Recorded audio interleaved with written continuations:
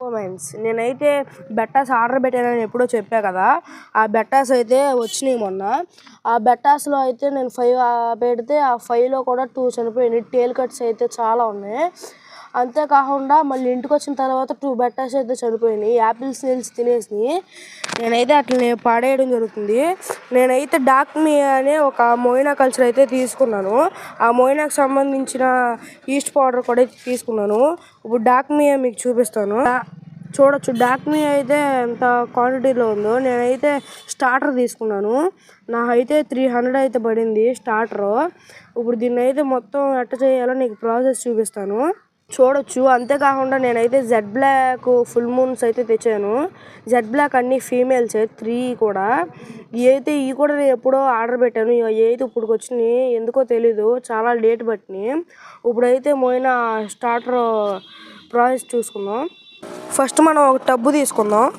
First అయితే దీన్ని నీట్గా క్లీన్గా అయితే కడిగేసుకున్న తర్వాత మనం స్టార్టర్ అయితే చేసుకుందాం. గల్లుప్పు వేసుకుని నీట్గా కడుక్కున్న తర్వాత స్టార్టర్ చేసుకోవాలి.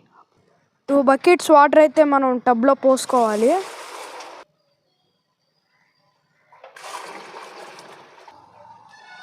ఇదిగోండి, దీని అయితే ఇప్పుడు 5 మినిట్స్ ఎక్లిమేషన్ పెట్టేసుకున్న తర్వాత ఈస్ట్ అనేది కలుపుకుందాం. మనం అయితే ఇట్లాంటి సోడా బాటిల్లో అయితే హాఫ్ వాటర్ పట్టుకుని అయితే కలుపుకోవాలి. ఆ బాటిల్లోకి అయితే ఈ హాఫ్ అయితే మనం కలుపుకోవాలి.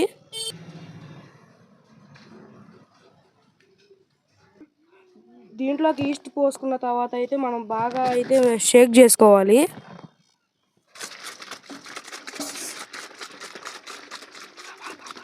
ఫైవ్ మినిట్స్ తర్వాత అయితే మన డాప్నియా బయట తీసేసుకుని దీన్ని అయితే పోసుకోవాలి. తర్వాత అయితే డాప్నియాని రిలీజ్ చేసుకోవాలి.